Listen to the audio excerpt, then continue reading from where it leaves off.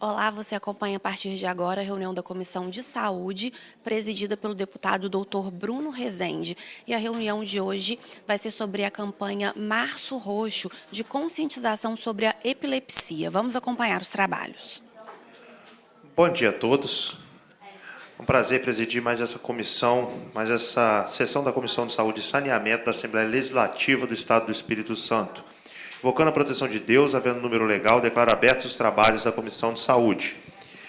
Leitura e apreciação das atas. Atas da 9ª reunião ordinária, 12ª e 13ª reuniões extraordinárias, 3ª sessão legislativa ordinária da 20ª legislatura. Dispenso a leitura das atas, considero aprovadas e solicito à Secretaria da Comissão que encaminhe cópia para os deputados membros. Se algum deputado quiser propor alguma retificação ou emenda, poderá fazê-la nas próximas reuniões. Leitura do expediente. Solicito à supervisora Leila Paiva Ribeiro de Assis que proceda à leitura do expediente. Correspondências recebidas. Ofício número 362 de 2025, do excelentíssimo deputado Hudson Leal, justificando sua ausência na 9ª reunião ordinária, realizada em 21/10/2025, devido ao cumprimento de agenda externa de seu mandato parlamentar. Ciente, à Secretaria da Comissão. Ofício número 1196 de 2025, do excelentíssimo senhor Tiago Ribeiro Hoffmann, secretário de Estado de Saúde, em resposta ao ofício número 54 de 2025, prestando esclarecimento sobre o surto intra-hospitalar do Hospital Santa Rita, detectado em 19/10/2025, com evidências laboratoriais que apontam o fungo histoplasma como causa provável do episódio. Ciente, à Secretaria da Comissão. Ofício número 461 de 2025, do diretor-geral da ARSP, Agência de Regulação dos Serviços Públicos do Espírito Santo, comunicando que está realizando consulta pública número 11 de 2025, tendo como objetivo recolher contribuições e informações que subsidiarão a proposta de resolução que estabelece a metodologia e procedimentos aplicáveis à realização da 2ª revisão tarifária ordinária e reajustes anuais das tarifas dos serviços públicos de abastecimento de água e esgotamento prestados pela CESAM. Ciente, à Secretaria da Comissão. E-mail da senhora Renata Schott, gerente de Ecossistema de Saúde dos Produtos Roche Químicos e Farmacêuticos S.A., informando que, após a consulta pública do Emicizumab, o resultado foi positivo com a incorporação no SUS, e agradecendo a atuação e parceria da Comissão de Saúde para que alcançassem o resultado. Ciente, à Secretaria da Comissão. Ofício número 27 de 2026, do excelentíssimo senhor deputado Fábio Duarte, vice-presidente da Comissão de Saúde e Saneamento, solicitando a especial atenção dessa comissão para convidar o diretor da Fundação Hospital Maternidade São Camilo, a fim de prestar esclarecimentos em reunião ordinária acerca do falecimento da criança Thomas Oliveira Belling.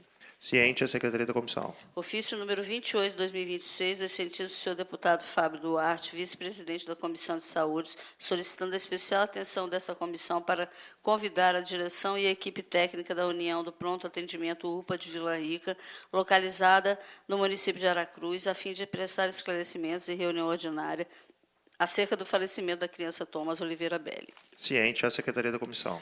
Ofício número 6 de 2026, do excelentíssimo senhor Paulo de Oliveira Cruz Neto, vereador do município de Itapemirim, para renovar e reforçar solicitação de apoio institucional desta comissão acerca da situação do fechamento do pronto-socorro do Hospital Evangélico de Itapemirim, seja por meio de reuniões técnicas, diligências, audiências públicas ou outras medidas institucionais cabíveis, com o objetivo de promover a articulação entre o Estado, o município de Itapemirim e as entidades hospitalares envolvidas.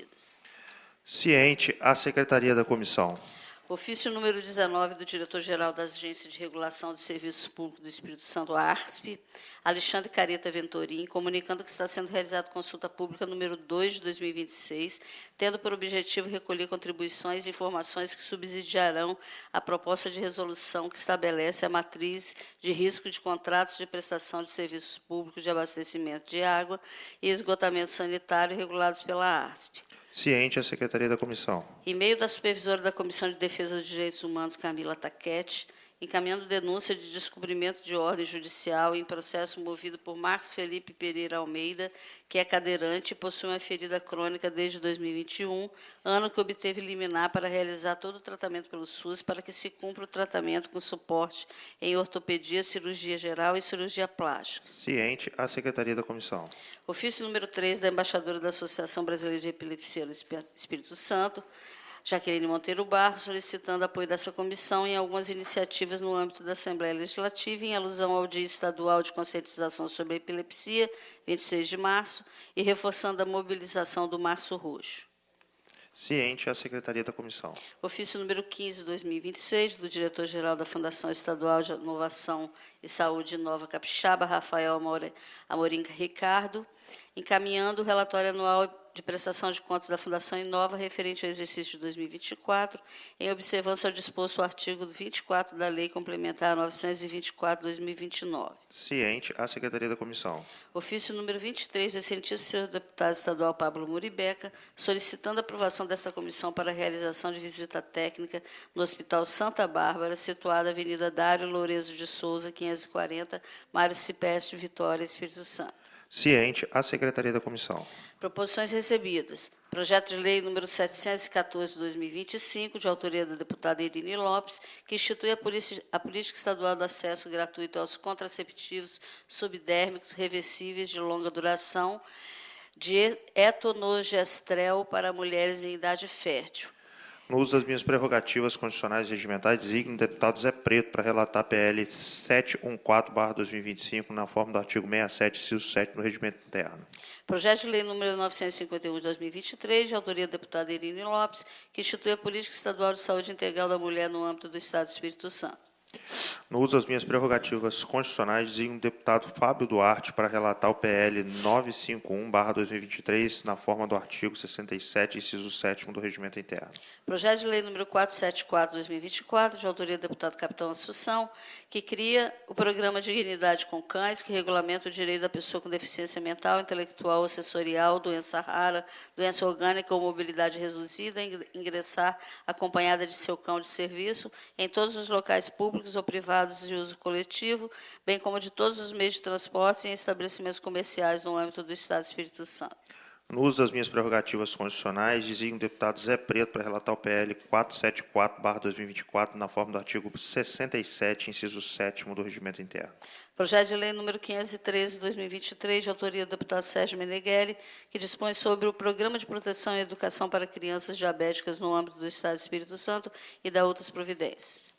No uso das minhas prerrogativas, designo o deputado Pablo Muribeca para relatar o PL 513/2023, na forma do artigo 67, inciso 7 do Regimento Interno. Projeto de lei número 726 de 2023, de autoria do deputado Dr. Bruno Rezende, que institui a política estadual de proteção à saúde bucal da pessoa com deficiência. No uso das minhas prerrogativas, designo o deputado Fábio Duarte para relatar o PL 726/2023, na forma do artigo 67 do inciso 7 do Regimento Interno. Projeto de lei número 691 de 2023, de autoria do deputado Sérgio Meneghelli, que obriga no âmbito do Estado do Espírito Santo a realização do teste do quadril em recém-nascidos na forma que especifica. No uso das minhas prerrogativas, designo o deputado Hudson Leal para relatar o PL 691/2023, na forma do artigo 67, inciso 7 do Regimento. Projeto de lei número 414 de 2024, de autoria do deputado Dr. Bruno Rezende, que institui a política estadual de proteção aos direitos da pessoa com hemofilia, von Willebrand e outras coagulopatias e da outras providências. No uso das minhas prerrogativas constitucionais e regimentais, designo o deputado Fábio Duarte para relatar o PL 414/2024, na forma no artigo 67, do inciso 7 do Regimento Interno, e faço aqui uma referência à minha querida Rosiane Pereira, que é presidente da Associação dos Pacientes Hemofílicos, que está aqui na minha frente, uma guerreira dessa pauta, e esse projeto de lei tem a sua participação e, mais do que isso, a sua alma, seu espírito. Então, parabéns, e está aqui designado o deputado Fábio Duarte para a relatoria desse importante projeto. Projeto de lei número 588 de 2023, de autoria do deputado Dr. Bruno Rezende, declara os direitos para as pessoas com sequelas graves advindas de queimaduras e de outras providências. No uso das minhas prerrogativas constitucionais e regimentais, designo o deputado Zé Preto para relatar o PL 588/2023, na forma do artigo 67, inciso 7 do Regimento Interno. Projeto de lei número 927 de 2023, de autoria do deputado Capitão Assunção, fica reconhecida a epidermólise bolhosa como condição de pessoa com deficiência no âmbito do Estado do Espírito Santo. No uso das minhas prerrogativas constitucionais e regimentais, designo o deputado Pablo Muribeca para relatar o PL 927/2023, na forma do artigo 67, inciso 7 do Regimento Interno. Projeto de lei número 692 de 2023, do deputado Denil Silva, que institui a política de conscientização sobre o puerpério no âmbito do Estado do Espírito Santo.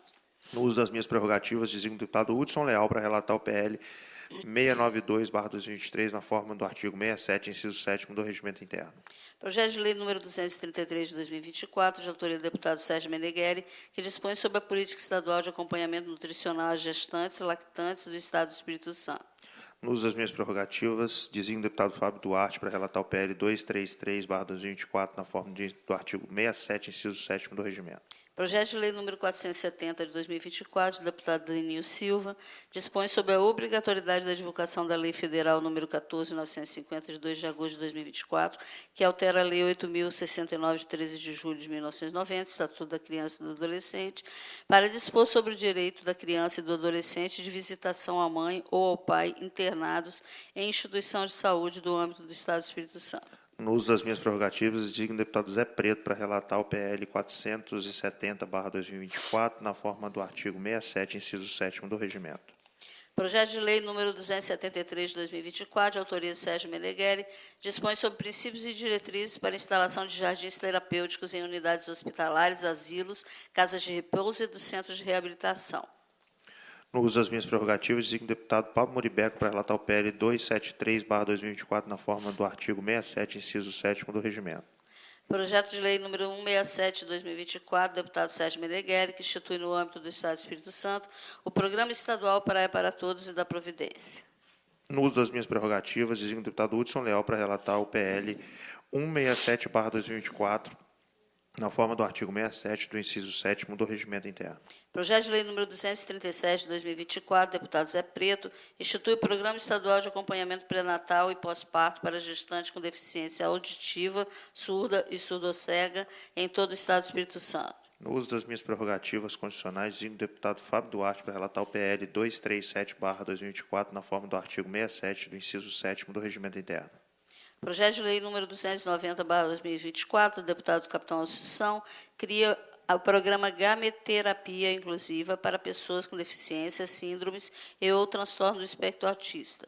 No uso das minhas prerrogativas, designo o deputado Zé Preto para relatar o PL 290/2024, na forma do artigo 67 do inciso 7º do Regimento Interno. Projeto de lei número 372 de 2024, de autoria do deputado Janete Sá, que institui a política pública de apoio, acolhimento e capacitação aos pais e responsáveis legais de pessoas com deficiência, pessoa com deficiência intelectual e doença rara, no Estado do Espírito Santo e da outras providências. No uso das minhas prerrogativas, designo o deputado Pablo Moribeco para relatar o projeto de lei 372/2024, na forma do artigo 67 do inciso 7º do Regimento Interno. Projeto de lei número 274 de 2024, de autoria do deputado Sérgio Meneghelli, dispõe sobre o apoio do Estado do Espírito Santo às organizações da sociedade civil de atendimento às pessoas com deficiência para a construção de jardins sensoriais em suas unidades. No uso das minhas prerrogativas, designo o deputado Hudson Leal para relatar o PL 274/2024, na forma do artigo 67, inciso 7º do Regimento. Projeto de lei número 526 de 2024, de autoria do deputado Dr. Bruno Rezende, dispõe sobre o cadastro estadual de voluntários em casos de catástrofes, calamidades e ações emergenciais ou humanitárias no âmbito do Estado. No uso das minhas prerrogativas, designo o deputado Fábio Duarte para relatar o PL 526/2024, na forma do artigo 67, inciso 7º do Regimento Interno. Projeto de lei número 324 de 2024, de autoria do deputado Dr. Bruno Rezende, que institui diretrizes, estratégias e ações para o programa de atenção e orientação às mães atípicas, cuidando de quem cuida no Estado e da outras providências. No uso das minhas prerrogativas, designo o deputado Zé Preto para relatar o PL 324/2024, na forma do artigo 67, inciso 7º do Regimento. Projeto de lei número 260 de 2025, de autoria do deputado Eline Lopes, que institui a política estadual de prevenção, assistência e informação à crise convulsiva no Estado do Espírito Santo, estabelece objetivos, diretrizes e instrumentos e dá outras providências. No uso das minhas prerrogativas, designo o deputado Pablo Moribeco para relatar o PL 260/2025, na forma do artigo 67, inciso 7º do Regimento. Projeto de lei número 644/2024, de autoria do deputado Denis Silva, dispõe sobre a disponibilização de fluxogramas de atendimento inclusivos para pacientes com transtorno do espectro autista ou com outra neurodiversidade nos hospitais e unidades de saúde do Estado do Espírito Santo. No uso das minhas prerrogativas constitucionais, designo o deputado Hudson Leal para relatar o PL 644/2024, na forma do artigo 67, inciso 7º do Regimento. Projeto de lei número 272/2023, de autoria do deputado Dr. Bruno Rezende, dispõe sobre a obrigatoriedade de realização dos exames de urina tipo 1 e creatinina sanguínea para a prevenção de doença renal crônica na rede pública de saúde. No uso das minhas prerrogativas constitucionais, designo o deputado Fábio Duarte para relatar o PL 272/2023, na forma do artigo 67, inciso 7º do Regimento Interno. Projeto de lei número 218/2025, de autoria do deputado Coronel Wellington, acrescenta item ao anexo 1 da Lei 10.974, de 14 de janeiro de 2019, conferindo ao município de Vitória o título de capital estadual da corrida de rua. No uso das minhas prerrogativas, designo o deputado Zé Preto para relatar o PL 218/2025, na forma do artigo 67, inciso 7º do Regimento. Projeto de lei 223 de 2024, de autoria do deputado Sérgio Meneghelli, institui a política estadual de identificação precoce dos casos de leucemia. No uso das minhas prerrogativas, designo o deputado Pablo Moribeco para relatar o PL 223/2024, na forma do artigo 67, inciso 7º do Regimento. Projeto de lei número 674 de 2024, de autoria do deputado Sérgio Meneghelli, dispõe sobre a promoção de ensino dos primeiros socorros de forma complementar nas instituições de ensino públicas e privadas do Estado do Espírito Santo. No uso das minhas prerrogativas, designo o deputado Hudson Leal para relatar o PL 674/2024, na forma do artigo 67 do Regimento. Projeto de lei número 427/2025, de autoria do deputado Sérgio Meneghelli, institui o programa Domingo é Dia de Esporte do Estado do Espírito Santo e da outras providências. No uso das minhas prerrogativas, designo o deputado Fábio Duarte para relatar o PL 427/2025, na forma do artigo 67, inciso 7º do Regimento. Projeto de lei número 438 de 2025, de autoria do deputado Dr. Bruno Rezende, institui a política estadual de conscientização, diagnóstico e tratamento de ceratocone no âmbito do Estado. No uso das minhas prerrogativas, designo o deputado Zé Preto para relatar o PL 438/2025, na forma do artigo 67, inciso 7º do Regimento. Projeto de lei número 457/2025, de autoria do deputado Bispo Alves, projeto de lei que proíbe o comércio de produtos que contenha em sua composição o princípio ativo aldicarbe do grupo químico meticalbarmato dioxima, conhecido como chumbinho, no âmbito do Estado e da outras providências. No uso das minhas prerrogativas, designo o deputado Pablo Moribeco para relatar o PL 457/2025, na forma do artigo 67, inciso 7º do Regimento. Projeto de lei número 465 de 2024, de autoria do deputado Denil Silva, estabelece a política estadual de conscientização e incentivo à doação e transplante de órgãos e tecidos no interior dos hospitais públicos e particulares e demais centros de saúde no âmbito do Estado do Espírito Santo. No uso das minhas prerrogativas, designo o deputado Hudson Leal para relatar o PL 465/2024, na forma do artigo 67, inciso 7º do Regimento. Projeto de lei número 67 de 2024, de autoria do deputado Lucas Polese, estabelece diretrizes para internação involuntária de dependentes químicos no âmbito do Estado do Espírito Santo. No uso das minhas prerrogativas, designo o deputado Fábio Duarte para relatar o PL 67/2024, na forma do artigo 67, inciso 7º do Regimento. Projeto de lei número 353 de 2025, de autoria do deputado Dr. Bruno Rezende, institui o programa Vida Rara, Fisioterapia e Terapia Ocupacional para pessoas com doenças raras no âmbito do Estado. No uso das minhas prerrogativas, designo o deputado Zé Preto para relatar o PL 353/2025, na forma do artigo 67, inciso 7º do Regimento. Projeto de lei número 526 de 2025, de autoria da deputada Irine Lopes, que institui o programa estadual de acesso à profilaxia e exposição ao HIV no âmbito do Estado do Espírito Santo e da outras providências. No uso das minhas prerrogativas, designo o deputado Pablo Moribeca para relatar o PL 526/2025, na forma do artigo 67, inciso 7º do Regimento. Projeto de lei 512 de 2025, de autoria do deputado Alan Ferreira, que dispõe sobre o programa de reabilitação no âmbito do Estado do Espírito Santo. No uso das minhas prerrogativas, designo o deputado Hudson Leal para relatar o PL 512/2025, na forma do artigo 67, inciso 7º do Regimento. Projeto de lei número 507/2025, de autoria do deputado Dr. Bruno Rezende, dispõe sobre a ampliação da oferta da vacina hexavalente a celular para todos os bebês prematuros nascidos no Estado e da outras providências. No uso das minhas prerrogativas, designo o deputado Fábio Duarte para relatar o PL 507/2025, na forma do artigo 67, inciso 7º do Regimento. Projeto de lei número 234/2025, de autoria do deputado Sérgio Meneghelli, que dispõe sobre a obrigatoriedade dos estabelecimentos de saúde e de assistência social sediados no Estado do Espírito Santo informarem a Polícia Civil sobre o acolhimento de pessoas sem identificação no âmbito de suas dependências. No uso das minhas prerrogativas, designo o deputado Zé Preto para relatar o PL 234/2025, na forma do artigo 67, inciso 7º do Regimento. Projeto de lei número 402/2025, de autoria do deputado Dr. Bruno Rezende, institui no Estado o Programa Estadual de Saúde do Pé Diabético e da outras providências. No uso das minhas prerrogativas, designo o deputado Fábio Duarte para relatar o PL 402/2025, na forma do artigo 67, inciso 7º do Regimento. Projeto de lei número 403/2025, de autoria do deputado Dr. Bruno Rezende, cria o Programa de Prevenção e Conscientização sobre a Sífilis e Sífilis Congênita no Estado. No uso das minhas prerrogativas, designo o deputado Zé Preto para relatar o PL 403/2025, na forma do artigo 67, inciso 7º do Regimento. Projeto de lei número 56/2024, de autoria do deputado Capitão Assunção, dispõe sobre a obrigatoriedade da disponibilização da atomexetina para tratamento de transtorno de déficit de atenção e hiperatividade TDAH na rede pública de saúde. No uso das minhas prerrogativas, designo o deputado Párpulo Muribeca para relatar o PL 53/2024, na forma do artigo 67 do inciso 7º do Regimento. Projeto de lei número 34/2024, de autoria do deputado Capitão Assunção, dispõe sobre a obrigatoriedade da disponibilização do exame Precitiv AD2 para a detectação da doença de Alzheimer na rede pública de saúde. No uso das minhas prerrogativas, designo o deputado Hudson Leal para relatar o PL 34/2024, na forma do artigo 67, inciso 7º do Regimento. Projeto de resolução número 11 de 2024, do deputado Sérgio Meneghelli, institui no âmbito da Assembleia Legislativa campanha permanente de conscientização e de estímulo à doação de sangue, medula óssea e órgãos.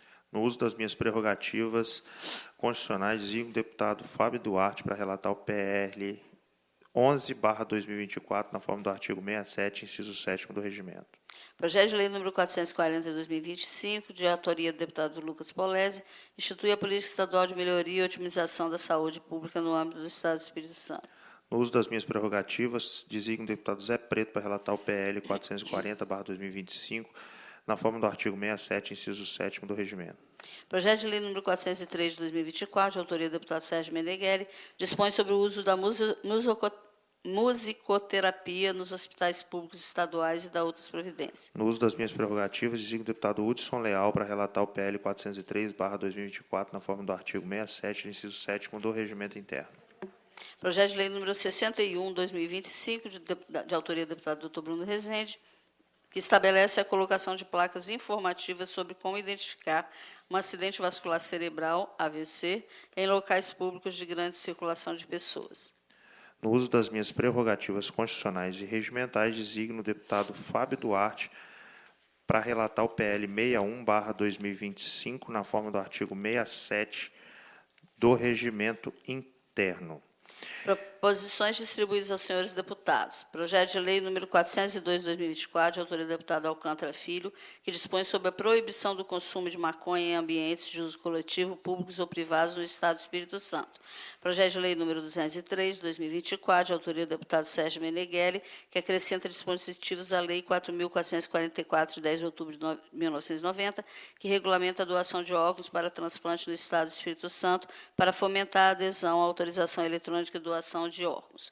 Projeto de lei número 464, de 2024, de autoria do deputado Denil Silva, que institui a política estadual de fornecimento gratuito de medicamentos derivados de substância tizerpatide e semaglutida, que são indicadas clinicamente para pacientes com diabetes tipo 2 e pessoas com obesidade grau 2 ou 3 cientificamente comprovado.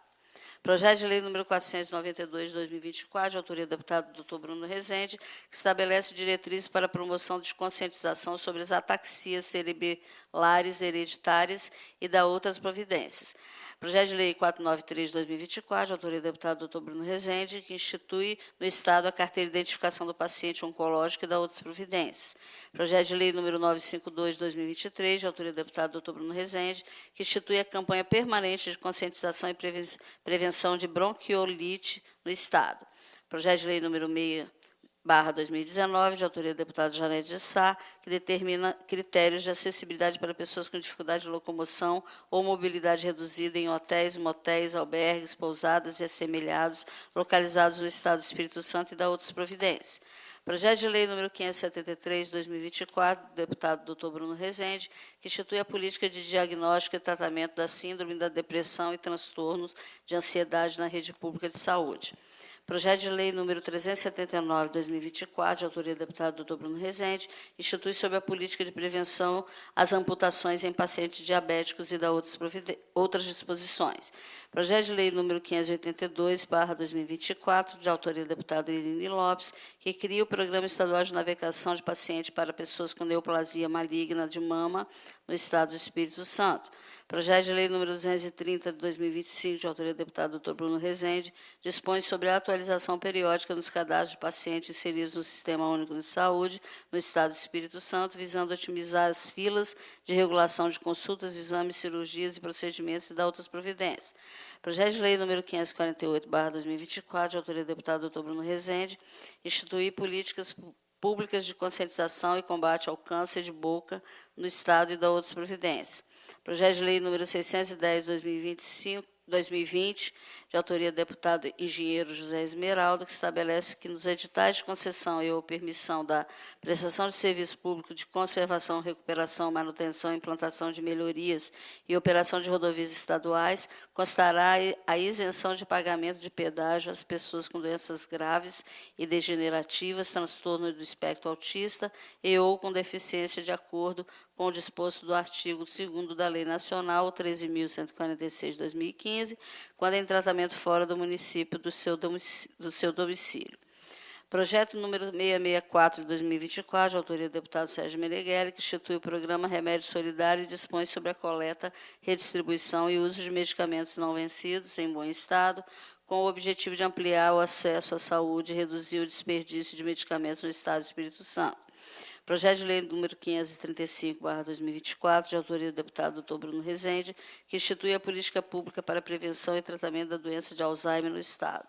Projeto de Lei número 873, de 2023, autoria do deputado Alcântara Filho, que dispõe sobre o direito da gestante ao conhecimento e à vinculação à maternidade, onde receberá assistência no âmbito do Sistema Único de Saúde, para garantir à mulher cuja gestação termine em abortamento ou em morte perinatal o direito a permanecer em área distinta daquela onde estão alojadas as mães acompanhadas de nascituros. Projeto número 21 de 2025, de autoria do deputado Deninho Silva, que institui a campanha de conscientização sobre depressão infantil e na adolescência e outros transtornos mentais na rede de ensino no âmbito do Estado do Espírito Santo e da outras providências. Projeto de Lei número 551, de 2024, de autoria do deputado Dr. Bruno Rezende, institui no Estado a Política Estadual de Reabilitação Integral da Pessoa Amputada e adota outras providências. Projeto de Lei número 103/2024, de autoria do deputado Coronel Wellington, reconhece a pessoa acometida por afasia e lúpus como pessoa com deficiência na forma que especifica. Projeto de Lei número 496, de 2024, de autoria do deputado Sérgio Meneghel, dispõe sobre a oferta e a promoção de práticas integrativas e complementares em saúde no âmbito da Rede Estadual de Saúde do Estado do Espírito Santo. Projeto de Lei número 486, de 2025, de autoria do deputado Dr. Bruno Rezende, institui no Estado os exames de pré-natal, o teste de vírus linfotrópico de células T humanas para as gestantes e da outras providências. Projeto de Lei número 211/2023, de autoria do deputado Dr. Bruno Rezende, dispõe sobre a criação do programa de saúde na escola no âmbito da rede do Estado do ensino do Estado do Espírito Santo e da outras providências. Projeto de Lei número 141/2023. Tem que distribuir essa, doutor Bruno? Pode distribuir para o Fábio Duarte. Ok. No uso das minhas prerrogativas, distribuo esse 141. projeto 141 para o deputado Fábio Duarte, para que seja o relator na forma do artigo 67 do inciso 7º do Regimento. Proposições sobre estradas não houve no período. Proposições baixadas de pauta. O projeto de lei número 248/2023, da autoria da deputada Camila Valadão, que dispõe sobre a instituição de cartão de identificação para as pessoas com deficiência e para seus cuidadores para fins de garantia de atendimento prioritário no Estado do Espírito Santo, e da outras providências. Devolvo a palavra ao presidente. Bom, vamos inverter a pauta e vamos agora para as nossas convidadas de hoje, que vão tratar sobre uma pauta muito importante que a gente já falou algumas vezes aqui na comissão ao longo desses anos, sob minha presidência, um tema que vem ganhado luz nesse debate político público no Estado e que é importante que nós sigamos nesse caminho para que o que importa de verdade aconteça, que é a assistência na vida das pessoas. A gente tem aqui a Rosiane, que representa uma causa diferente, mas que é sempre um exemplo de perseverança. Quando começamos lá atrás, em 2022, a discutir, aí sob a minha coordenação aqui na Comissão de Saúde, as coagulopatias, a doença de von Willebrand, enfim, nós tínhamos um espaço a galgar. E como conseguimos cirurgias com próteses diferenciadas, leis aprovadas, enfim, uma linha de cuidado publicada. Então, ali um exemplo de que, apesar de a gente ainda não ter chegado ao fim dessa estrada, né, Rosiane, temos passos importantes. A epilepsia, da mesma maneira. Nós temos a Jaqueline e a Sofia, que são duas mulheres absolutamente engajadas nessa causa e sentem literalmente na pele o que é ter epilepsia e quais as limitações que isso traz no nosso dia e o que a gente precisa fazer para que vocês tenham assistência na hora da urgência e, mais do que isso, condição de saber onde vão ser assistidas. Porque um Estado que não pode oferecer o mínimo está faltando com o dever que lhe é constitucional. E aqui é o nosso dever, como deputados, cobrar para que o governo do Estado entregue essas políticas de verdade na vida da sociedade. E vocês duas estão de parabéns. Assim, eu fico muito orgulhoso de ver a sociedade se organizando para também ser uma moeda de transformação. Muitas vezes a gente elege o vereador, elege o deputado, elege o senador e nunca mais olha. Muita gente sequer sabe em quem votou para poder cobrar alguma coisa. E vocês fazem diferente, vocês são exemplo. Eu, na minha casa, quando olho para o meu filho e corrijo, eu tenho que corrigir através do exemplo também. E o que vocês estão fazendo e merecem não apenas o meu respeito, mas a minha admiração, é isso, é dar o exemplo para a sociedade, tá certo? Não é fácil. As portas não se abrem como mágica em tudo quanto é lugar. Os desafios são muito grandes. Mas se não houver essa organização, a gente não chega a lugar nenhum nunca. Essa comissão está de portas abertas para vocês novamente, e nós vamos falar um pouco sobre o Março Roxo, a conscientização sobre a epilepsia e as políticas públicas que envolvem esse tema. Com a palavra, Jaqueline.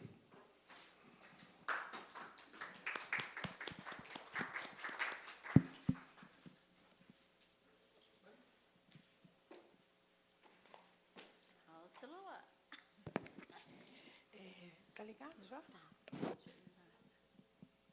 Cadê? Tá ligado.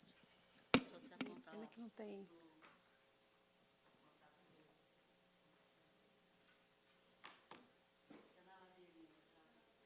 Oi?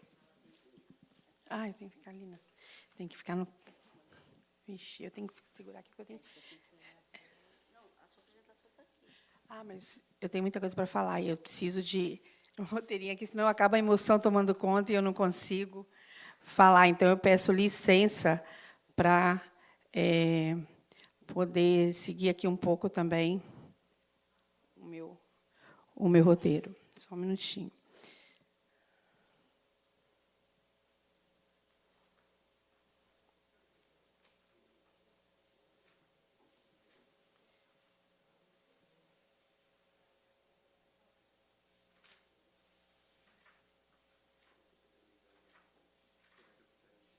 Bem, vamos lá. Como o deputado Bruno Rezende bem falou, nós estamos aqui para falar do Março Roxo. E ele chega graças, em parte, a essa comissão e ao senhor deputado, que nos brindou ano passado, né? Nós estamos a caminho de fazer um ano da lei do Dia Estadual da Epilepsia e do Março Roxo, da campanha no Março Roxo.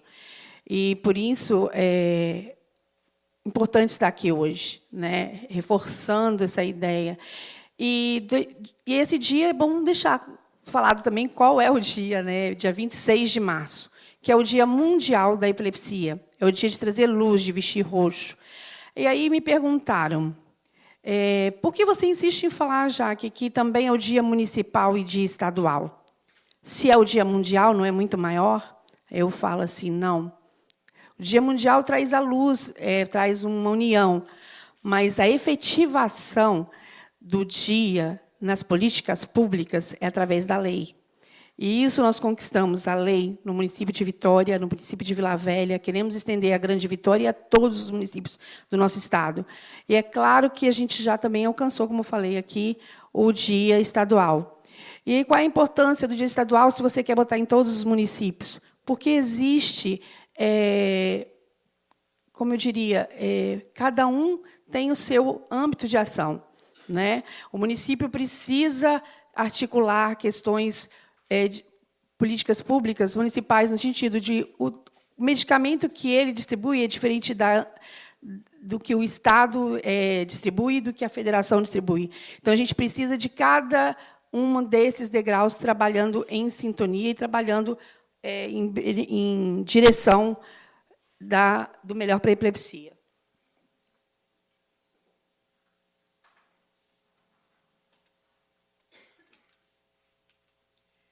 Bem, rapidamente, para relembrar, né, quem somos nós. Eu estou embaixadora, eu gosto de dizer que estou, porque, assim como o cargo de deputado, o cargo de embaixador também é temporário e é um trabalho feito. Estou desde 2023, e esse ano é uma passagem, daqui a um pouco faria a transição, como deputado também, né, está caminhando, para o próximo embaixador. E a nossa responsabilidade e os nossos objetivos são cuidar, informar, acolher. 3 verbos que guiem tudo que nós fazemos.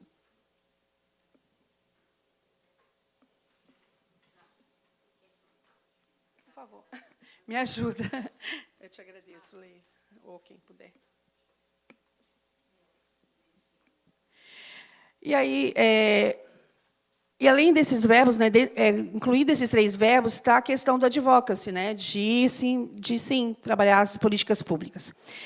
E depois de se falar do quem somos nós, eu começo, então, efetivamente, falar aqui da casa. Eu começo reconhecendo e agradecendo. Estar aqui hoje, nesse espaço, é estar diante de quem constrói caminhos reais dentro da política pública. E isso faz toda a diferença. Essa comissão já deu passos importantes, abriu caminhos com o grupo de trabalho pela epilepsia, na Comissão de Saúde, e isso precisa ser valorizado, inclusive com a aprovação unânime da carteirinha. Um avanço institucional importante, que demonstrou o compromisso desta casa com a causa. Sabemos que o processo enfrentou vetos, mas um veto não encerra uma pauta. Ele nos convida à continuidade, à articulação, à retomada. E é exatamente por isso que estamos aqui hoje. Talvez não estejamos diante de um grande público, mas estamos diante de um espaço estratégico. Porque aqui é que as decisões começam a tomar forma. Nós ainda representamos muitas pessoas que não conseguem estar aqui. Pessoas que estão no interior, que estão trabalhando para não perder o emprego, que estão tentando manter a sua rotina ou que simplesmente não têm recurso para se deslocar. Nós ainda somos uma organização que não consegue custear deslocamentos, que não consegue trazer todos que precisam ser ouvidos. Mas isso, deputado, não significa ausência. Isso revela o tamanho do desafio que temos pela frente. Porque essas pessoas existem, e elas estão espalhadas por todo o nosso Estado. E mesmo quando não estão aqui fisicamente, elas já estão conosco nessa caminhada. Nós tivemos em comunidades a Grande Vitória, demos palestras para orientações, e muitas vezes algo ainda mais profundo, um pedido de socorro. Aqui são alguns dos pedidos que nós recebemos em nossas redes. Remédios, falta de médicos, falta de psicólogo, falta de comida, falta de emprego, falta de orientação, acolhimento, falta de entendimento do que está acontecendo. Pessoas dizem, eu não sabia que vocês existiam, não sabia que tinha um lugar onde eu pudesse falar. Eu não tenho mais forças para enfrentar isso sozinho. E quando ouvimos isso, entendemos, não é sobre as crises.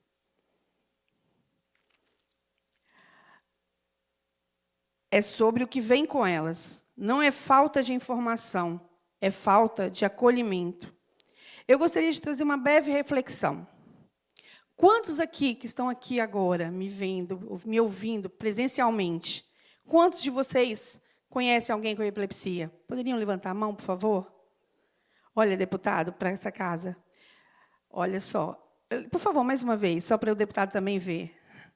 Está vendo? Nós temos aqui o quê? Uns 50% levantando a mão. E quantos compreendem, de fato, que essas pessoas enfrentam no dia a dia? Quantas vezes vocês conversaram entre vocês sobre o que é o tratamento, o que é essa doença e o que é o enfrentamento na vida de pessoas com essa doença? A epilepsia está presente, mas ainda não está plenamente compreendida. E precisamos falar também de algo que não pode ser ignorado. Quando falamos de epilepsia, não estamos falando apenas de qualidade de vida. Estamos falando de risco. Estamos falando de risco real. A falta de acesso à medicação, a interrupção do tratamento, podem agravar o quadro e prolongar as crises. E, sim, colocar a vida em risco. Por isso, quando falamos de tratamento, não estamos falando de conforto. Estamos falando de proteção à vida.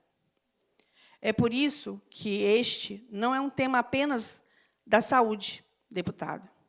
Estamos falando de educação, de trabalho, de assistência, de direitos. E talvez o maior desafio que temos hoje não seja criar novas estruturas, mas integrar o que já existe. Por favor. Conectar áreas, alinhar protocolos, construir respostas conjuntas, porque é nessa integração que o impacto real acontece. É por isso que este momento é tão importante, porque mais do que reconhecer a existência da epilepsia, nós precisamos estruturar respostas. Respostas que garantam continuidade de tratamento, acesso e segurança para essas pessoas. Hoje estamos falando de cerca de 40 mil capixabas. Mas, quando ampliamos esse olhar, esse número cresce. São 160 mil impactados pensando numa família de 4 pessoas. Porque a doença não atinge só a pessoa que a tem. Atinge a relação familiares, atinge a relação com a sociedade e com tudo que essa pessoa convive. Porque a epilepsia não atinge só quem tem diagnóstico, já falei, isso alcança todos. E facilmente estamos falando de mais de 160 mil pessoas impactadas no nosso estado. Bem, 160 mil histórias, 160 mil vidas. É por elas que nós estamos aqui. Por favor. Pode continuar. E, deputada, eu deixo essa frase, porque é uma frase que nos move. Grandes causas só acontecem quando grandes pessoas acreditam. Eu agradeço ao senhor por ter lido a nossa carta aberta, ter vestido não só a nossa camisa, mas a causa.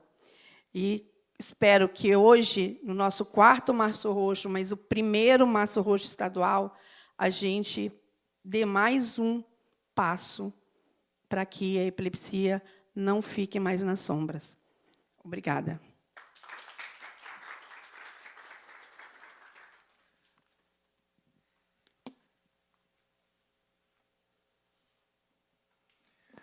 Muito bem.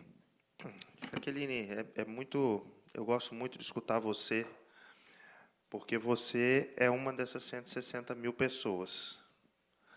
E quando você sente na pele a realidade, a defesa e a forma de fazê-la é totalmente diferente. Eu vejo muita gente defendendo muita coisa, mas pouca gente vivendo aquilo que defende, né? Então, você vive isso. Por isso que você até se emociona.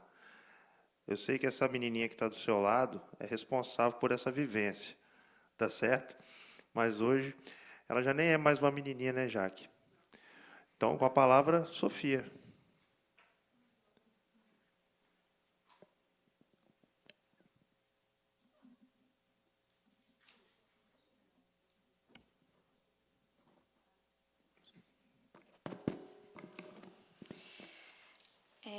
Doutor Bruno, eu gostaria, basicamente, de agradecer, porque,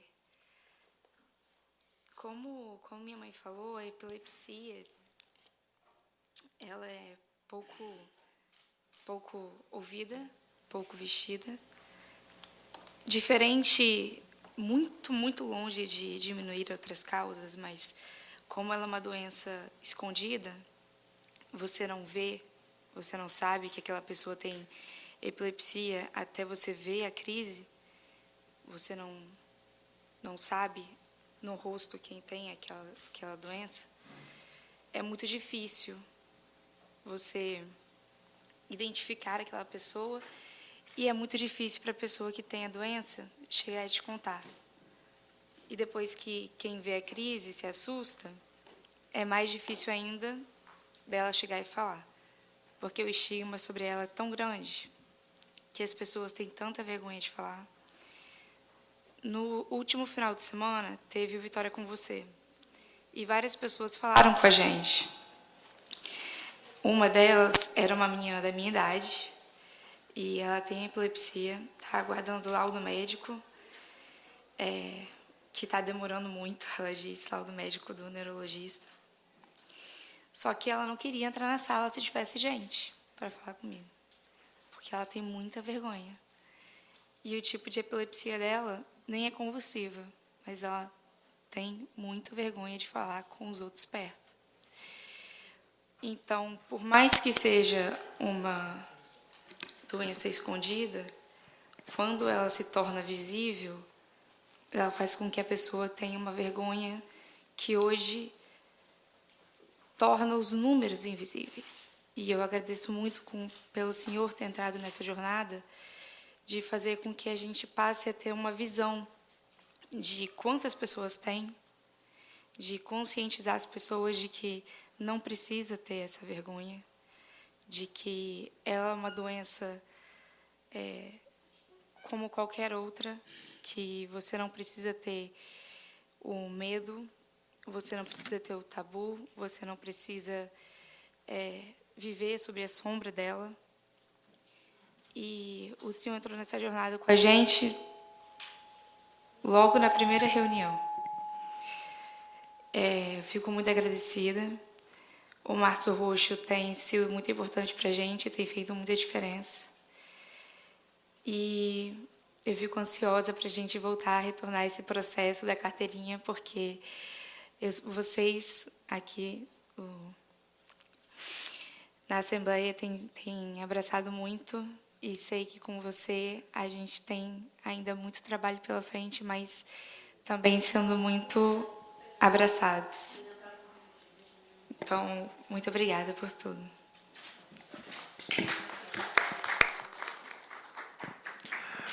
Muito bem, Sofia. A carteirinha foi um projeto de lei nosso, construído, assim como o projeto de lei da Rose, esse foi um projeto de lei que nós construímos juntos, né?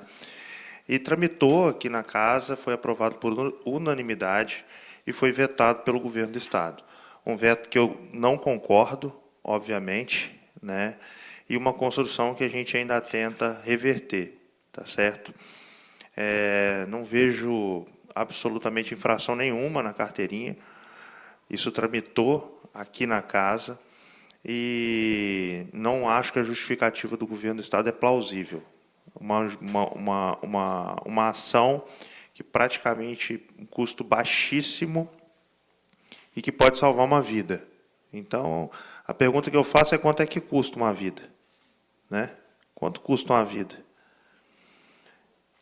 E uma vida que a gente vai ganhar com prevenção. Eu posso só... eu acho que a gente podia anexar, deputado, um complemento com relação à carteirinha, é que ela não precisa custar nada para o governo. Por quê? Se vocês já têm um sistema de TI dentro do governo administrativo, você criar, a gente pode até fazer em paralelo, em parceria, já existe isso na ABE Nacional, uma pessoa que pode fazer um sistema para a pessoa entrar e colocar ali, anexar o laudo, preencher todos os dados, e com tudo preenchido e validado por esse questionário, ela mesma vai imprimir a carteirinha dela. Então, Perfeito. é custo zero. É zero. Eu falei Então, baixíssimo, mas é zero. É custo zero. Então, assim, você vai utilizar, só a questão de preparar o Google Forms, ou o que seja, nesse sentido da administração do questionário, da inserção.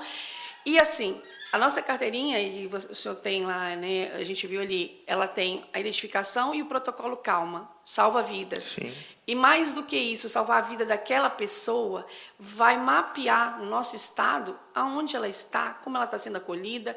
Isso é dados. E como o senhor falou hoje no início aqui, né, política pública se faz com dados. É dados. Isso é rico. É muito além de só aquela pessoa estar com a carteirinha. É saber que ela existe, onde ela está, como ela está sendo acolhida. E fazer com que isso gere uma transformação na política pública real. Perfeito. Mas é o que eu quis dizer mesmo. Eu falei baixíssimo porque o 0% e o 100%, eles são utópicos, né? Mas o baixíssimo é perto de zero. Então, por isso, não há justificativa de não se fazer, na minha visão. Eu quero cumprimentar aqui a Vilza Nascimento, do coletivo de famílias atípicas capixabas, que também nos visita. Tá certo? Seja muito bem-vinda. Mas, Jaqueline e Sofia, eu quero propor, assim, primeiro, antes de propor alguma coisa, uma pergunta. Eu gosto de tratar, baseado em evidência, dos vazios assistenciais. Eu acho que é o grande ponto, o grande mote, talvez, da nossa Comissão de Saúde.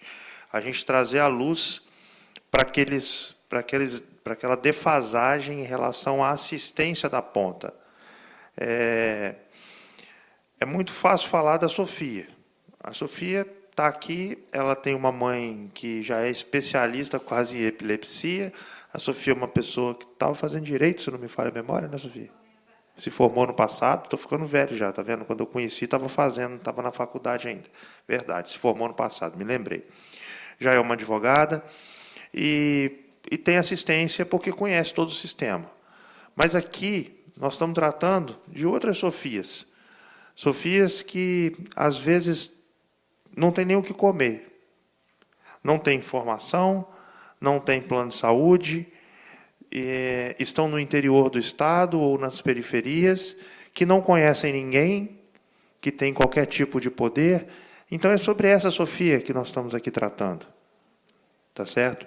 Então, a pergunta que eu faço aí para vocês duas é assim: onde estão esses vazios? A associação, que tem contato direto com a ponta, ou seja, com os pacientes, de onde vêm esses vazios? Vocês já têm esse diagnóstico dentro de casa de quais são os principais pontos de fragilidade na assistência à pessoa que tem o diagnóstico de epilepsia? Posso citar alguns? Isso, agora. Posso citar alguns, deputado, e a gente vai estar levando para o grupo de trabalho logo em frente, né? Primeiro, é a falta de capacitação de quem acolhe. Muitas vezes a pessoa com epilepsia é até menosprezada e mesmo confundida com quem tem dependência química e mesmo desmentida de que ela não tem aquilo ali, aquela doença. Vários relatos de mães falando que a pessoa descrê da informação que é passada. Primeiro que, assim, os laudos demoram. Você viu que a Sofia falou, uma jovem esperando há mais de ano o retorno de um laudo, para poder ela garantir alguns direitos que já são colocados. A outra coisa é que, como a epilepsia não é considerada deficiência ainda, ela é uma doença oculta, né? Então, assim, dependendo da análise psicossocial, ela pode ser enquadrada, o quão a epilepsia afeta a condição de vida da pessoa, ela pode ser enquadrada como deficiência, mas isso ainda está muito distante. Então, a pessoa ela é tratada como deficiente na área da parte, por exemplo, do trabalho, que é outra grande demanda. Então, as pessoas estão tratadas como deficientes, são rechaçadas, são simplesmente mandadas embora na primeira crise, sem nenhum acolhimento, sem nenhum respaldo do direito dela. E a outra é medicação. A questão da escala da medicação. As pessoas ainda não entendem a escala municipal, estadual e federal. Então, de novo, a questão do conhecimento, da educação, de passar a informação, para que as pessoas entendam. E, de fato, o 2024 e 2025 foi uma luta muito grande de falta de medicações. Nós tivemos avisos de medicação, tanto municipal e estadual. O estadual foi muito sério, o Clobazam, que mudou de laboratório, e hoje a gente já acha, mas estamos com outro problema, eficácia. Porque o laboratório que assumiu, apesar de ser do mesmo grupo, não está tendo a mesma eficácia do original. Então, é complicado. A Sofia toma Clobazam. Eu fiz um estoque, fico futucando onde é que tem no Brasil inteiro o Clobazam do primeiro laboratório. Porque eu não quero correr o risco de 22 meses irem por água abaixo. Ela toma o Clobazam, mas 2 outros, fora a questão dela, que é a epilepsia catamenial, né, que é um tipo, outro focado nas mulheres, questão hormonal. Mas, enfim, vamos lá, resumindo. Capacitação de quem acolhe, especialistas e laudos demorados, retorno do que vem nessa questão, e medicação e trabalho, no sentido de respeito, porque muitas das pessoas com epilepsia são provedores.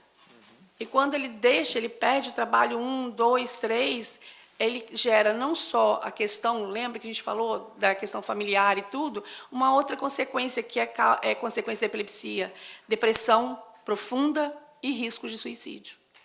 É sobre isso. Tá ótimo. Bom, nós temos um grupo de trabalho que está tratando dessa pauta. A minha proposta é que a gente siga naquela linha que nós havíamos acordado no ano passado, que saia do grupo de trabalho uma proposta, né, uma carta de interesse, vamos dizer assim. Não seria uma carta de interesse, mas uma carta de sugestões para que a gente paute isso na Secretaria de Saúde, focando bastante, né, a nível estadual. A gente hoje não tem um impacto, mas nada impede que a gente faça uma carta também e direcione para o Ministério da Saúde ou para a Associação dos Municípios, tá certo? Para que a gente possa também trabalhar os demais poderes, mas acho que o nosso foco principal vai ser naquilo que cabe de fato à Secretaria de Saúde do Estado. E assim que a gente tiver esse documento pronto, nós vamos solicitar via Comissão de Saúde uma reunião com o futuro secretário de Saúde, que já foi anunciado pelo governo, vai ser o Kim, né, que é um enfermeiro, um trabalhador da saúde, uma pessoa que tem experiência de longa data na área. Fica aqui, inclusive, queria parabenizar o Kim pela indicação, uma pessoa que a gente acredita que fará um bom trabalho na secretaria. Fica aqui a minha torcida para que ele consiga, de fato, voltar a fazer a saúde do Espírito Santo a crescer. E nós vamos solicitar uma agenda com o Kim, tá, para poder passar essa carta que o grupo de trabalho vai formular, tá certo? Então, acho que a gente já pode até avançar para isso na próxima agenda do grupo, tá? Incluir quem mais vocês acharem que é pertinente, mas eu acho que aqui bastante focado, talvez, nessa questão da capacitação e dos especialistas, né? E, obviamente, que também nesse terceiro ponto aqui, porque não se justifica, aí é uma questão técnica, bastante técnica, de avaliar, não pode uma medicação ser substituída por outra sem a mesma eficácia. Então, assim, eu não posso dizer também que não tem a mesma eficácia, porque isso tem que ser de alguma maneira provado, tá certo? Então, assim, mas nada impede que a gente debata com a secretaria essa questão. Tem que ser medicação equivalente. A Rosiane está pedindo a palavra, mas depois de você, pode falar. Sim, sim. Não podemos esquecer, porque já está lá no grupo de trabalho, né, o nosso centro de referência. Afinal de contas, nós temos que sair daqui do nosso estado para estados distantes, isso para tratamentos que são maiores, como cirurgia, como outros tipos de acompanhamentos neurológicos, complementares ao tratamento da epilepsia. E, além do custo do próprio tratamento, gera custo de deslocamento, de hospedagem. Então, só para não esquecer que a gente já está com essa demanda lá no nosso grupo de trabalho do centro de referência. Sim. Aqui. Mas, como o senhor me perguntou, que a gente tem ouvido muito do interior, que como veio à luz desde o ano passado, quando a lei foi aprovada, né, do Março Roxo e do Dia Estadual, as pessoas têm nos procurado, e essas demandas de primeiro acolhimento, entendimento da doença, a pessoa se sentir largada e não ter nem o direcionamento adequado. Além de ela não ser aceita, ela não é direcionada, né? Então, isso é sério. Acho que nós precisamos ter a linha de cuidado, né? Sim. Nós precisamos ter a linha de cuidado. Uma coisa que nós galgamos e avançamos, eu vou passar a palavra para a Rosiane, que pediu, mas foi um trabalho árduo, né? Foi uma água mole em pedra dura, né, Rosiane? Mas nasceu o filho lá na frente. E a linha de cuidado, ela mostra também as fragilidades do sistema. Porque não adianta eu botar num papel que você vai ser atendido na urgência no serviço tal, quando você chega no serviço tal, aquela equipe não está pronta para te acolher. Então, esse é outro problema que nós vamos enfrentar lá na frente, depois de uma eventual linha de cuidado. Então, a gente, quando vai fazendo muitas vezes a mesma coisa, a gente vai aprendendo onde estão os buracos. Então, que vai de encontro com o que você está falando aqui, essa fragilidade na capacitação, essa falta de capacitação. Não basta dizer onde vai ser. Quando eu digo que vai ser, porque aquelas pessoas que estão lá na assistência têm que ter condição de atender. Fala, Rosiane. Bom, antes de qualquer coisa, parabéns, doutor Bruno. Um tema desafiador, como a hemofilia, como as pessoas que se sentem invisíveis. E parabéns para vocês que se dedicam, que acreditam que o trabalho que vocês estão fazendo vai ter efeito, que buscam mãos, né, para segurar junto de vocês, porque isso é muito importante. Mas, nesse momento, eu não vou falar como presidente da associação, e sim como conselheira estadual de saúde, pertencente à mesa diretora e coordenadora da Comissão de Direitos Humanos e Promoção e Equidade. A gente percebe que nós temos muito a avançar no nosso Estado e que nós precisamos muito ouvir vocês também lá no Conselho Estadual de Saúde. Quando você fala, né, da lei, parabéns pela conquista, e é algo que influencia muito, né, que já traz uma performance do que vocês estão buscando. E quando você fala dos municípios, todos os municípios têm conselhos municipais. E eu acho muito importante, doutor Bruno, que a gente comece a lembrar que existem essas pessoas que estão lá e que eles podem ajudar vocês dentro dos municípios, que existe o Conselho Estadual de Saúde, que existe o Conselho Nacional de Saúde, que existem órgãos fiscalizadores, órgãos de controle, órgãos que, na maioria das vezes, nós não temos financeiro para custear, mas nós podemos dar mãos também para começar nessa construção em conjunto. E eu acho muito importante a produção da carta, né, desse documento, que seja encaminhada também ao Conselho Estadual, que seja encaminhada aos 78 municípios do nosso Estado, e que vocês sintam-se convidados a participar das nossas reuniões ordinárias. Nós temos reuniões, a próxima reunião nossa é dia 7, da Comissão de Direitos Humanos, Promoção e Equidade, e nós podemos, sim, começar também com vocês nesse processo de trabalho conjunto. Tá? Nosso presidente Itamar, né, que está hoje presidente do Conselho Estadual de Saúde, ele tem nos dado essa oportunidade, né, como mesa diretora, de acolher e cuidar das pessoas que precisam. Nós não vamos mudar a história do mundo, mas podemos mudar a história de alguns. É essa a nossa fala aqui. Obrigada.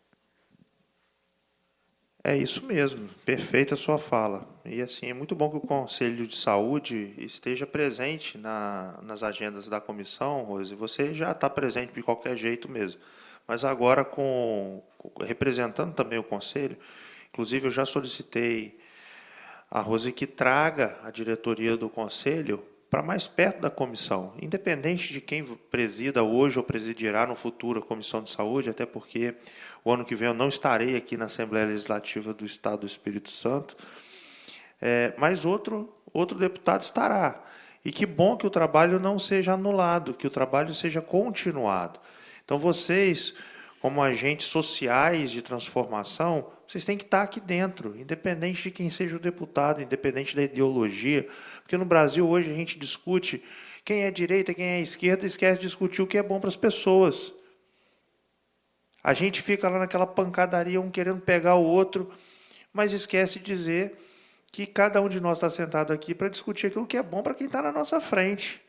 Então, independente do olhar ideológico, de qualquer que seja a bandeira política, a Comissão de Saúde não tem que ser partidária, a Comissão de Saúde tem que ser de entrega de saúde. Então, que vocês tenham esse afinco agora, que nós temos um ano inteiro ainda para trabalhar pela frente, o ano está só começando, essa presidência não está se encerrando hoje, pelo contrário, está com tudo para a gente trabalhar e, de fato, chegar até no final dos nossos grupos de trabalho, de todas as agendas que a gente tem pela frente, mas que no ano que vem a gente também continue esse trabalho árduo, mesmo com quem vai chegar, tá certo? E eu não estou me aposentando, não. Tem outras coisas para acontecer aí para frente, e eu espero que as outras esferas de poder a gente possa levar esse debate, não apenas aqui a nível estadual, mas a nível federal e também aos níveis municipais, tá bem? Bom, quero parabenizar a todos vocês. Quero franquear a palavra a mais alguém que queira fazer uso dela. Por favor. Vilza, quero ouvir você também. Vamos lá. Olá, bom dia. Meu nome é Vilza, mãe atípica e representando também o coletivo Famílias Atípicas. Por favor. Eu tenho uma filha de 18 anos e convivo com a epilepsia dela desde os 4 meses de vida dela. Ela tem uma síndrome genética rara, né, síndrome de Dravet, e no início, né, ela com 4 meses, foi assustador para mim perceber que ela estava tendo uma crise que começou com espasmos, né? Aqueles espasmos constantes, e eu levava ela ao médico e a médica falava assim: mãe, isso é normal, toda criança dá espasmo, é porque você é mãe de primeira viagem, você não está sabendo lidar com a situação e tal. E eu, dentro de mim, eu sentia que aquilo não era normal. Não era de jeito nenhum. Eu morava ao lado da unidade de saúde de Maruípe, né, Vitória, e aquelas crises de espasmos constantes continuaram persistindo, e eu voltei à unidade de saúde, mostrei novamente à médica, e ela: mãe, isso é normal, toda criança tem espasmo, aquela contração muscular que o bebezinho dá, né? Aí eu falava: doutora, isso não é normal, eu estou vendo que não é. Eu estou indo procurar agora um outro médico, porque você não está concordando comigo, né? Aí, assim, eu fiz, procurei um outro pediatra. No dia seguinte, né, que ela continuou dando, aí o médico que atendeu falou assim: mãe, marca agora um neuropediatra. Eu não sei por que a sua menina não convulsionou mais forte ainda, né? E assim deu início a toda a minha trajetória de idas e vindas a médicos, né, consultando com neuros. Começou toda a saga. A princípio, o neurologista falou: ela tem síndrome de West. Aí eu fui pesquisar o que era síndrome de West. Eu levei um susto. Nossa! E, a partir dali, cheguei a ouvir falas assim, a sua filha vai ficar vegetando em cima de uma cama, ela vai ficar em fase meio que terminal, assim, porque vai dar crises de difícil controle que vão deixar ela assim, em estado vegetativo. E aquilo ali foi só me assustando, mas, ao mesmo tempo, eu fui criando forças para poder tentar entender a situação e continuar lutando junto, né, ao lado dela, sendo a voz dela, né, porque eu sou a voz dela. A minha filha hoje tem 18 anos, é não verbal, ela tem síndrome de Dravet, diagnosticada aos 10 anos, toma 5 tipos de medicamento, um deles também é o clobazam, e ao mês ela tem, em média, 17 a 18 crises. E, assim, na verdade, eu falo que eu meio que me acostumei. A gente se acostuma com tudo na vida, com o que é ruim, com o que é bom, né? Eu meio que me acostumei com a situação de crises, mas a maioria das pessoas não se acostuma. Quando ela é matriculada numa escola, aí eu vou para conversar com a equipe pedagógica. Aí eu falo, olha, a Isabela tem uma epilepsia de difícil controle, ela não fala, se ela precisar de ajuda, tem que proceder assim, assim. Aí o que eles fazem? A maioria das pessoas toma um susto, né? E aí, o que a gente vai fazer e tal? Mas, assim, eu dou todo o esclarecimento, o que tem que fazer, se acontecer uma crise ou não. Mas, de qualquer forma, mesmo assim, eles me ligam, né? O ano passado, eu lembro que na escola dela, na Flor Dísio, eu lembrei o nome da escola, escola Flor Dísio, a primeira crise que ela deu, né, com a professora que estava atendendo ela na época, a professora ficou desesperada. Me ligou muito desesperada, muito, muito. Parecia que, para ela, a menina estava morrendo ali, né? Aí, como vocês falaram em capacitação, me veio à mente assim, gente, vocês precisam capacitar também os professores, que trabalham com a educação especial, que trabalham com os professores regentes, cuidadores, coordenadores, pessoal da educação pedagógica, porque eles estão de frente com alunos. Só na escola da minha filha, que eu sei, são 3 alunos que têm epilepsia, né, de difícil controle, que ocasionalmente vão ter crises na escola, né, ou não, mas, assim, possivelmente vão ter, e tem que ter essa capacitação, a informação, principalmente, né, porque, quando a gente fala em levar a conscientização sobre a epilepsia, o principal foco é ensinar maneiras de como lidar com aquela situação. Aí eu sempre falo com a escola, olha, primeira coisa, manter a calma, porque, se vocês ficarem apavorados, não vão ajudar ela, né, vão só atrapalhar, né?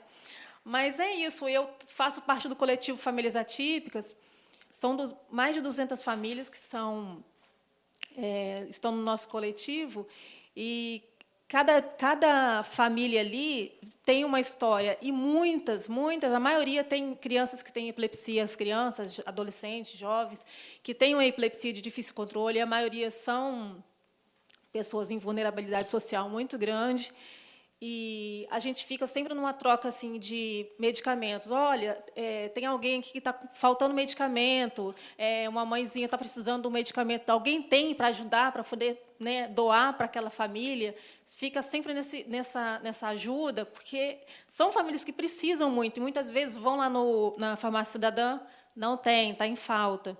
Aí o desespero bate, aí o que elas fazem? Entram em contato com o grupo, coloca no grupo lá, alguma mãezinha pode ajudar, aí uma empresta para a outra, quando chegar, a outra troca de novo, repõe, né? Assim, a gente vai se ajudando, porque quem tem na família uma pessoa com deficiência, como a minha filha, que hoje não fala, não anda com dificuldade, mas anda, tem crise de epilepsia de difícil controle, tem características de autismo também. Então, assim, ela tem uma gama de comorbidades, né? Então, a gente passa por situações muito difíceis e a gente meio que se entende mais e se acolhe. E, quando a gente fala em conscientização, eu busco muito a capacitação que eles mencionaram, né? E eu acho importante, assim, a gente levar isso para as escolas. É um pedido meu, assim, de levar informação para as escolas, capacitação.